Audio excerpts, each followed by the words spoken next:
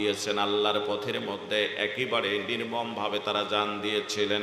আমার ভাইরা, আমার বন্ধুগণ, হযরতে খাব্বাব রাদিয়াল্লাহু তাআলা আনহু ইসলাম গ্রহণ করার কারণে, দ্বীনের উপর প্রতিষ্ঠিত থাকার কারণে হযরতে খাব্বাব রাদিয়াল্লাহু তাআলা আনহুকে একেবারে হাত পা বাঁধার পর আমার ভাইরা ওই যে জ্বলন্ত আংড়াগুলি জমিনের ভিতরে বিছায় দিয়ে একেবারে উৎপত্ত আংড়া হযরতে খাব্বাব রাদিয়াল্লাহু তাআলা আনহুকে সেই আংড়ার উপর শোয়ায় রেখেছিলেন, যাতে যাতে লড়াচড়া করতে পারে না। বুকের মধ্যে পাথর চাপা দিয়ে রেখেছেন, আর ওই আংড়াগুলি, জ্বলন্ত আংড়াগুলি তার পিঠ খেয়ে খেয়ে, একেবারে গোশতগুলি খেয়ে খেয়ে আমার ভাইরা হাড় পর্যন্ত চলে গিয়েছিলেন। হযরতে খাব্বাব রাদিয়াল্লাহু তাআলা আনহুর মৃত্যুর সময় পর্যন্ত তার শরীরের এই বড় বড় পিঠের দাগগুলি মেশে নাই, যে গর্তগুলি পর্যন্ত হয়েছিল। আমার ভাইরা, এই ইসলামকে এমনি এমনি আসে নাই, এই ইসলাম হাজারো কষ্টের বিনিময়ের মধ্যে এসেছেন।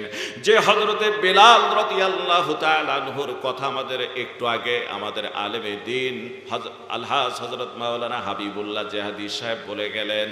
আমার ভাইরা, সেই বেলাল রাদিয়াল্লাহু তাআলা আনহু যখন উমাইয়া ইবনে খালফের গোলাম, হযরতে উমাইয়া ইবনে খালফের গোলাম, কাফেরের গোলাম হযরতে বেলাল, হঠাৎ করে কেমনি যেন উমাইয়া জানতে পারল আমার গোলাম আমার বাড়িতে খায়, আমার পরে আমার খায়, আমার বাড়িতেই থাকে। আহারে, আমার বাড়িতে থেকে বেলাল, উমাইয়া জানতে পারল বেলাল মুহাম্মদ রাসূল, মুহাম্মদের কালিমা গ্রহণ করেছে। একদিন সকালবেলা অনেকগুলি যুবককে ডাক দিয়ে বললেন, যুবকেরা দেরি করো না, তোমরা চলে আসো। একদল যুবক চলে আসলো, হযরতে বেলালের হাতে পায়ে রশি লাগাইয়া, আমার ভাইরা লম্বা মোটা রশি দিয়া উমাইয়া বলল, আমি এই বংশের সর্দার, আমি নির্দেশ দিলাম বেলালকে তোমরা টেনে টেনে পাহাড়ের উপরে উঠাও। বেলাল রাদিয়াল্লাহু তাআলা আনহুকে টেনে টেনে রশি লাগাইয়া যখন এই পাহাড়ের পাথরের উপর দিয়ে উঠায়, আমার ভাইরা শরীরের পোশাকগুলি ছিঁড়ে যায়, শরীরের গোশতগুলি কাটা যায়। পাহাড়ে ওঠার পর পাহাড় থেকে ছেড়ে দেয়, গড়িয়ে গড়িয়ে আঘাত খেয়ে খেয়ে নিচে পড়ে, আবার পাহাড়ের পাথরের উপর টেনে টেনে উঠায়। পাথরগুলি এক একটাই এক এক রকম ধারণ, এক এক সিস্টেমের পাথর। পাহাড়ের ভিতরে না গেলে আপনারা বুঝবেন না। আমার ভাইরা, আমার বন্ধুগণ, এই পাহাড়ের মধ্যে এইভাবে কষ্ট দিয়ে দিয়ে ক্ষত বিক্ষত দেহ হয়ে গেল, রক্তাক্ত হয়ে গেলেন হযরতে বেলাল। এই রক্তাক্ত শরীর নিয়ে মক্কার বালুকারাশিময়, গুড়ি গুড়ি পাথর আর বালুকারাশিময় আমার ভাইরা উৎপত্ত বালুর উপর, যে আমরা কয়েকদিন আগেই তো আসলাম, কিন্তু আমার ভাইরা কয়েকদিন আগে আসলাম তখন দেখলাম মাঝে মাঝে দেখা যায় 49 ডিগ্রি সেলসিয়াস সেখানে তাপমাত্রা। বাংলাদেশে 32, 33, 28, 30, 29, 32, 33 থাকে, তাই সহ্য করা যায় না। ওখানে 50 ডিগ্রি সেলসিয়াস, মাটির মধ্যে জুতা ছাড়া পা রাখা যায় না, এত মাটি আমার ভাইরা গরম হয়ে যায়। সেই মক্কার মরু বালুকারাশির উপরে হযরতে বেলালের ক্ষত বিক্ষত দেহটা নিয়ে আমার ভাইরা বালুর উপর চিৎ করে, পাথরের উপর চিৎ করে শোয়ায় রেখে, বুকের মধ্যে আরো বড় পাথর যখন চাপা দিয়ে ফেলল, চতুর্দিকে কাফিরেরা উল্লাস করে আঘাত করে চাবুক মারে। বেলালকে বলে, ছাড়ো ছাড়ো, পাগল মুহাম্মাদের নাম আর কত সহিবা গেল পিটের চাম। সেদিন বেলাল কান্দে, আল্লাহ আল্লাহ বলিয়া, দেখা দেও গো দিনের নবী আসিয়া। বেলালের কান্দনে কান্দে ফেরেশতায়, ও গো আল্লাহ তোমার বেলালের বুঝি জীবন যায়। জোরে বলুন আল্লাহু আকবার। আমার ভাইরা, কাফেরেরা উল্লাস করে চাবুক মারে, চতুর্দিকে ঘোরে, বুকে পাথর চাপা দেয়, নিচে হচ্ছে একেবারে উৎপত্ত গরম। আমার ভাইরা ক্ষত বিক্ষত শরীর, বেলাল রাদিয়াল্লাহু তাআলা আনহু আল্লাহ নামের জিকির করে, জোরে বলুন সুবহানাল্লাহ। দিদার ইলাহি পেতে হলে, আল্লাহর দিদার তোমার পেতে হলে, আগে মনের দরজা খোল। আল্লাহ আল্লাহ আল্লাহ বল বান্দে আল্লাহ আল্লাহ বল, জোরে আল্লাহ আল্লাহ বল বান্দে আল্লাহ আল্লাহ বল। আমার ভাইরা সারাদিন নির্যাতন দিল, বিলাল যখন আল্লাহ নামে জবান দিয়ে আর ডাকার মতো এনার্জিটুকু নষ্ট হয়ে গেল, আর তিনি কথা বলতে পারতেছেন না। একটা আঙ্গুল উঁচু করে মাঝে মাঝে বলেন আহাদ আহাদ, এক আল্লাহ ছাড়া আমি আর মানি না, আল্লাহ ছাড়া আমি কারো কাছে মাথা নত করব না। জোরে বলুন সুবহানাল্লাহ। বিকেল বেলা বাড়িতে নিয়ে আসলো, উমাইয়ার বাড়িতে টেনে হেসড়ে। উমাইয়া দেখার পর চিনতেই পারতেছে না এটা বিলালরা অন্যকে, এই পরিমাণ কষ্ট দেয়া হয়েছে, ক্ষত বিক্ষত দেহ, শরীরের পোশাকগুলি ছেঁড়া ফাড়া। উমাইয়া ভাবতেছেন মারাই গেছে বুঝি। নাকের কাছে হাতটা দিয়ে দেখেন কোনো নিঃশ্বাস জারি আছে বলে মনে হয় না। বলল যুবকেরা একটু তুলা নিয়ে আসো। তুলা নিয়ে এসে নাকের কাছে ধরলে দেখা যায় আস্তে আস্তে পালস নিচ্ছে, নিঃশ্বাস নিচ্ছে, পালস জারি আছে। আমার ভাইরা, আমার বন্ধুগণ, কানের কাছের মধ্যে গিয়ে উমাইয়া বলল শোনো বিলাল, তুমি মোহাম্মদের কালিমা ছাড়বা কিনা? যদি ছাড়ো তোমার এখনো ট্রিটমেন্ট করে সুন্দর ব্যবস্থাপনা করে দেওয়া হবে। আর যদি মোহাম্মদের কালিমা না ছাড়ো, যদি তুমি ইসলাম না ছাড়ো, বাপদাদার ধর্মেতে যদি ফিরে না আসো, তোমাকে এখনো নির্মম শাস্তি তোমার জন্য অপেক্ষা করতেছে। হযরতে বেলাল আস্তে করে মাথা নুয়ে মাথা নাড়া দিয়ে তিনি জানালেন আমি জীবন দিতে প্রস্তুত, কিন্তু কালিমা ছাড়তে প্রস্তুত না। জোরে বলা যাবে কি সুবহানাল্লাহ। আমার ভাইরা, হযরতে বেলালকে উমাইয়া বলল ওরে টান দিয়ে ঘরের ভিতরে নিয়ে আসো। ঘরের ভিতরে নিয়ে আসা হলো। জিহ্বাটা পেলাস দিয়ে জিহ্বাটা ধরে লম্বা করে বের করা হলো। লম্বা করে বের করে দিয়ে জিহ্বাটা বের করে নিয়ে লম্বা করে বের করে নিয়ে উমাইয়া ইবনে খালফ বলল ওরে জিহ্বার মাঝখান দিয়ে তার কাটা দিয়ে হাতুড়ি দিয়ে তোমরা লাগিয়ে লাগিয়ে দাও। তার কাটা তার মানে প্রাক তার জিহ্বার মাঝখান দিয়ে ঢুকায় দাও। যখন হাতুড়ি দিয়ে তার কাটা তার জিহ্বার মাঝখানে ঢুকায় দিবে, হযরতে বেলাল এই সময় আঘাত খায় আর আমার আল্লাহকে ডাক দিয়ে বলেন আমার আল্লাহ,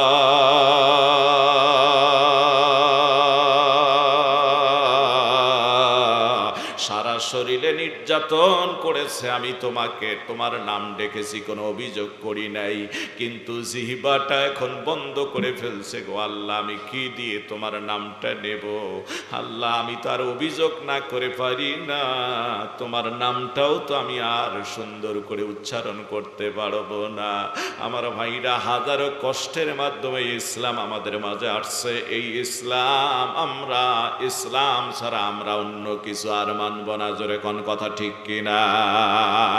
আল্লাহ বলেন ওয়ামান ইয়াবতাগি গায়রাল ইসলামি দীনান ফালান ইউকবালা মিনহু ওয়া হুয়া ফিল আখিরাতি মিনাল খাসিরিন। জোরে বলেন আল্লাহু আকবার। আল্লাহ বলেন যারা ইসলাম ছাড়া অন্য কোন মত পথ অন্বেষণ করলো, অন্য কোন ধর্ম, অন্য কোন দিকে তারা অন্বেষণ করলো, ফালাই ইউকবালা মিনহু, কোনদিন কালেও তা আল্লাহ কখনোই কবুল করবেন না। ওয়া হুয়া ফিল আখিরাতি মিনাল খাসিরিন, তারা কিয়ামতের ময়দানে, আখিরাতের ময়দানে, বিচারের দিবসে তারা ক্ষতিগ্রস্ত হয়ে যাবে, তার মানে জাহান্নামী হয়ে যাবে। এই জন্য বাকি জিন্দেগি যতদিন আমরা বাঁচবো, আমরা ইসলামের উপর চলার চেষ্টা করব। আল্লাহ যেন তৌফিক দান করে। সকলে বলেন আল্লাহুম্মা আমিন। বলুন আল্লাহুম্মা আমিন। আমার ভাইরা, কয়েকটা কথা অল্প সময়ের ভিতরে বলে দিয়ে যায়। যখন আমাদের এই দেশটা ভারত উপমহাদেশের ভিতরে থাকলো, সেই সময় ইংরেজরা শাসন করতেছিলেন। ইংরেজদের দুঃশাসনে মুসলমানরা অতিষ্ঠ হয়ে গেলেন।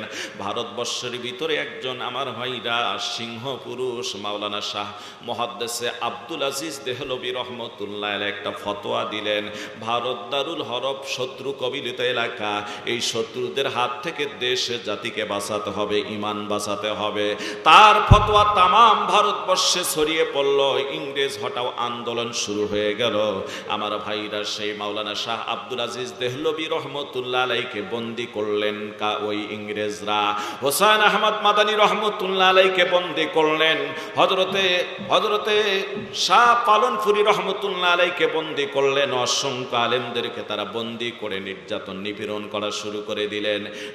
এটাই শুধু শেষ নয় আমার ভাইরা, দিল্লির জামে মসজিদের পিছনে আগুনের গর্ত খুঁড়ে বড় বড় কাঠ সেখানে দিয়ে সকাল হলে 40 জন আলেমকে ধরে নিয়ে এসে ওই আগুনের মধ্যে, জ্বলন্ত আগুনের মধ্যে আমার ভাইরা উলঙ্গ বিবস্ত্র করে ফালায় দিত। সন্ধ্যা হলে 40 জন আলেম ধরে নিয়ে এসে আগুনে ফালায় দিত। আমার ভাইরা, দিল্লির চাঁদনি বাজার শাহী জামে মসজিদের সামনে বিশাল বড় ফাঁসির মঞ্চ করেছিল। প্রত্যেক দিন অনেকগুলি আলেমদেরকে, মুসলমানদেরকে ধরে নিয়ে এসে উন্মুক্ত ভাবে একেবারে ফাঁসি দিত। আমার বন্ধুগণ, দিল্লির জামে মসজিদ থেকে শুরু করে নিয়ে আফগানিস্তানের খয়রাবাদ পর্যন্ত বিশাল বড় রাস্তা। প্রত্যেকটা রাস্তার ধারে ধারে অসংখ্য গাছ। প্রত্যেকটা গাছের মধ্যে 10 জন 20 জন আলেম এবং মুসলমানদেরকে ফাঁসির কাস্টে ঝুলায় রেখেছিল। এই অবস্থা চলতে থাকলো, আন্দোলনও চলে, মুসলমানদেরকে নির্যাতন করে। এক পর্যায়ে এই কওমি মাদ্রাসা আমার ভাইরা, সেই দেওবন্দ মাদ্রাসারই প্রথম দিকের সারির দিকে ছাত্র মাহমুদুল হাসান সাইকুল হিন্দ এই আন্দোলনের একটু ধারাবাহিকতায় আমার ভাইরা তিনি নেতৃত্ব দিলেন। তার মানে হাইল ধরে ফেললেন। মাহমুদকেও ইংরেজরা বন্দি করলেন। সকাল হলে 40টি করে চাবুকের আঘাত মাহমুদকে মারে, সন্ধ্যা হলে 40টা করে চাবুকের আঘাত দেয়। আর বলে, মাহমুদ তুমি বড় মুফতি, তোমার ফতোয়া গ্রান্টেড হবে, তোমার ফতোয়ার উপর কারো কলম ঘোরার সুযোগ নাই, তুমি মাত্র একটু ফতোয়া দিয়ে দাও, ইংরেজদের অনুসরণ করা যাবে, ওদের বিরুদ্ধে আন্দোলন করা যাবে না। মাহমুদ বলল, আমার জীবনও যদি তবুও আমি আল্লাহ এবং রাসূলের বিরুদ্ধে, ইসলামের বিরুদ্ধে আমার কলম ধরব না, বাতিলের কাছে মাথা নত করব না। জোরে বলুন সুবহানাল্লাহ। আমার ভাইরা, এইভাবে কয়েকদিন তাকে নির্যাতন করা শুরু হয়ে গেল। শেষ নির্যাতনটা হলো বড় বড় লোহা, লম্বা লোহা নিয়ে আসলো, চ্যাপ্টা লোহা নিয়ে আসলো, প্রশস্ত লোহা, লম্বা এবং প্রশস্ত। এই লোহাগুলি আগুনে গরম করে, যেমন কামারেরা অস্ত্র তৈরি করার আগে গরম করে নেয়, এমন গরম করে নেয়ার পর আমার ভাইরা 2 দিক থেকে 2টা লোহা মাহমুদুল হাসান সাইকুল হিন্দের কোমরের মধ্যে দিয়ে, মাজার মধ্যে দিয়ে চাপ দেয় আর বলে, গো তুমি যদি আজকে ফতোয়া না দাও, আমাদের হাতে তোমার মরণ হবে। আর যদি ফতোয়া দাও, এমন অর্থ আমি যত টাকা পয়সা বাড়ি গাড়ি এমন কিছু দিয়ে তোমারে আমরা বিদায় করব, জিন্দেগিতে কোনোদিন তোমার তা ফুরাবে না। এইভাবে মাহমুদের শরীরের মধ্যে যখন লোহা গরম করে ধরে, মাহমুদের শরীর থেকে গোশতগুলি টাস টাস করে ফুটে পড়ে যায়। ওই কোমর থেকে কখনো নিচের দিকে লোহাগুলি গরম করে আঘাত করে, কখনো উপরের দিকে আঘাত করে। আমার ভাইরা, এইভাবে আঘাত করতে করতে গলা পর্যন্ত যখন নিয়ে এসে বলছে, মাহমুদ যদি তুমি এখন ফতোয়া না দাও, তাহলে তোমাকে নির্মম ভাবে আমরা হত্যা করে ফেলব। মাহমুদুল হাসান সাইকুল হিন্দ ওই সময়ে চোখের পানি ছেড়ে দিয়ে শুধু একটা কথা বলেছিলেন, হে ইংরেজরা, তোমরা জানো আমি কে? তোমাদের এই নির্যাতন নিবারণ আমাকে আল্লাহ থেকে দূরে সরাতে পারবে না, রসুল থেকে দূরে সরাতে পারবে না। তোমরা জানো আমি কে? আমি হলাম হযরতে খাব্বাব রাদিয়াল্লাহু তাআলা আনহুর উত্তরসূরি, আমি হলাম হযরত খালিদ ইবনে ওয়ালিদের উত্তরসূরি, আমি হলাম হযরত বেলাল রাদিয়াল্লাহু তাআলা আনহুর উত্তরসূরি। সুতরাং আমার জান আল্লাহ রাস্তায় শহীদ করে দেওয়ার জন্য প্রস্তুত আছি, কিন্তু তোমাদের কথায় আমি ফতোয়া দিতে রাজি না। জোরে বলা যাবে কি সুবহানাল্লাহ। আমার ভাইরা, মাহমুদুল হাসান সাইকুল হিন্দের মরণ হলো জেলখানায়। লাশ চলে গেল বাড়িতে। লাশ যখন কাপড় পরাবে, গোসল করাবে, দেখে তার শরীরের মধ্যে কোনো গোস্ত নাই, শুধু হাড়গুলি বেরিয়ে আছে। এত নির্যাতন নিপীড়ন করেছে, তারপর মাহমুদ কালিমা ছাড়ে নাই, বাতিলের কাছে মাথা নত করে নাই। জোরে বলা যাবে কি সুবহানাল্লাহ। ও মুসলমানেরা, সেই আমরা সেই মাহমুদ আল হাসান সাইকুলহীন থেকে শুরু করে নিয়ে আমরা সেই রাসূল করিম সাল্লাল্লাহু আলাইহি সাল্লামের প্রিয় সাহাবীদের উত্তরাধিকারী। এই জন্য আমরাও সদা সর্বদা আমরণ থাকবো, এই দ্বীনের প্রতি অবিচল থাকবো, আল্লাহর পথে আমরা জিহাদ করবো। আমার আল্লাহ বলেন ওয়াজাহিদু ফিল্লাহি হাক্কা জিহাদি হুয়া ইজতাবাকুম ওয়া মা জাআলা আলাইকুম ফিদ-দীনি মিন হারাজ মিল্লাতা আবিকুম ইব্রাহিম হুয়া সাম্মাকুমুল মুসলিমিন।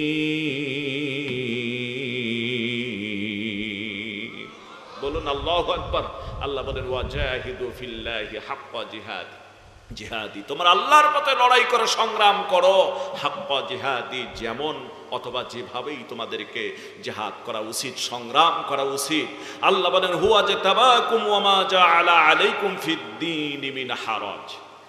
আল্লাহ পাকের বক্তব্য হচ্ছে যে হুয়া ইজতাবাকুম ওয়া মা জাআলা আলাইকুম ফিদ-দীনি মিন হারাজ, তোমরা দ্বীনের উপর প্রতিষ্ঠিত থাকো, আর মিল্লাত আবিকুম ইব্রাহিম, তোমরা তোমাদের মিল্লাত ইব্রাহিম, মিল্লাত আবিকুম ইব্রাহিম, তোমরা তোমাদের মিল্লাতের উপর প্রতিষ্ঠিত হও। আবিকুম ইব্রাহিম, তোমাদের পিতা হযরত ইব্রাহিম আলাইহিস সালাতু ওয়াস সালামের মিল্লাতে। সুতরাং আমার ভাইরা, আমার বন্ধুগণ, আমাদের পিতা হযরত ইব্রাহিম আলাইহিস সালাতু ওয়াস সালামের দ্বীন আমরা বৃথা যেতে দেব না, ইনশাআল্লাহুল আজিজ। আপনাদেরকে পরিষ্কার করে একটি কথা বলে দিয়ে যাই, আমার ভাইরা, আমার বন্ধুগণ, বাতিলের বিরুদ্ধে যতটাই সংগ্রাম হয়েছে, এদেশের তাওহীদি মুসলিম জনতা ততটাই বাতিলের বিরুদ্ধে ঝাঁপিয়ে পড়েছে। এজন্য আপনাদেরকে আবারও বলতে চাই, যদি প্রয়োজন হয়ে যায়, আল্লাহ রাসূলের শান ও মানের ক্ষেত্রে যদি কখনো দরকার হয় জিহাদের ময়দানে ঝাঁপিয়ে পড়তে, কারা কারা প্রস্তুত আছেন? আল্লাহু আকবার বলে আবার আল্লাহকে হাত উঠে দেখা।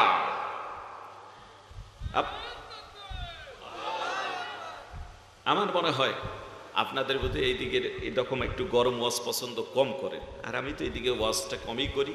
আমি কুড়িগ্রামেরই সন্তান, কিন্তু আল্লাহ তাআলার মেহেরবানি বাংলাদেশের 40টা থেকে 42টা জেলা প্রতি বছরই প্রোগ্রামে যাই। নিজের জেলায় প্রোগ্রাম একটু কম রাখি, বাইরে চাহিদা থাকার কারণে বাইরে একটু বেশি প্রোগ্রাম রাখি। এলাকাও চাহিদা নাই যেমনটা নয়। গত বছর পাথরডুবির ওই এলাকায় বরুঙ্গমারির ওইদিকে 10টার মতো প্রোগ্রাম করেছি, শেষের একটা প্রোগ্রাম যেতে পারি নাই কোনো সংযত কারণে। যা হোক, যে কথাটা আপনাদের মাঝে আমি বলতে চাই সেটা হলো, এই মাদ্রাসাগুলি টিকে রাখার আমাদের দরকার আছে না ভাই? কথা বলেন, আছে না নাই? আমি খুব অল্প সময়ের ভিতরে আমার আসল কথার দিকে চলে যাব। আর ওয়াজ না, সোজা কথা, একেবারেই সোজা কথা। এই জায়গায় যে সব ভাইরা এসেছেন, একটু হাতটা উঠায় দেখাতে পারবেন কার বাবা নেই, মা নাই? একটু হাতটা উঠান তো, আমি একটু দেখতে চাই। আল্লাহু আকবার। একটু ভাই এদিক সেদিক তাকায় দেখেন তো, ঘুরে দেখেন কতগুলি হাত উঠেছে, কতগুলি হাত উঠেছে। এই মানুষগুলির হয়তো কারো বাবা নাই, কারো মা নেই, হয়তো এমনও আছে যে বাবা মা দুজনের একজনও নাই। ঠিক না ভাই? কথা বলেন না কেন? আমি গুনাহগার। আমার ভাইরা, আমার ছোট বোনটার যখন জন্ম, যেহেতু আমি মাদ্রাসায় পড়েছি, সেক্ষেত্রে খুলে বলতে ওস্তাদরা জানেন, হয়তো বলেছি কখনো, এই জন্য বলতে তার দোষ নাই। ছোট বোনটার 88 সালে আমার জন্ম, ছোট বোনটার, আর 89 সালে মা জননী দুনিয়ার থেকে বিদায় হয়ে চলে গেলেন। আমার ভাইরা, একটা বছর বোনটার বয়স পূর্ণ হয় নাই। বাবা সরকারি চাকরি করেছেন, সন্তানদের কষ্ট হবে দেখি কত বিবাহের প্রস্তাব এসেছিলেন, তিনি বিবাহ শাদীতে রাজি হননি। 94 সালের আগস্ট মাসের 28 তারিখে নীলফামারী মির্জাগঞ্জ হাসপাতাল থেকে তিনি সেখানে চাকরিরত অবস্থায় দুনিয়ার থেকে বিদায় হয়ে গেলেন। তার লাশ বাড়িতে চলে আসলো। আমার ভাইরা, এক ছাদ ভেঙ্গে পড়ে অল্প কিছুদিন না যেতে আর এক ছাদ ভেঙ্গে পড়ল। ছোট দুটা ভাই ছিলেন আমার, আর ওই বোনটা, আর বড় ভাই একটা আর্মিতে চাকরি করেন, বড় বোন একটা বিয়ে শাদী হয়ে গেছে। নানা দিক থেকে পেরেশানিতে পড়ে গেলাম। আমার ছোট দুটা ভাই সহকারে দাসাহাট এসাকিয়া মাদ্রাসায় যখন পড়তাম, এক বাড়িতে আমি ভাড়া থেকে সেখান থেকে ওদেরকে রেডি করে দিয়ে ওদের মতো ওদেরকে প্রতিষ্ঠানে পাঠিয়ে দিয়ে আমি আমার মতো গেছি মাদ্রাসায় পড়তে।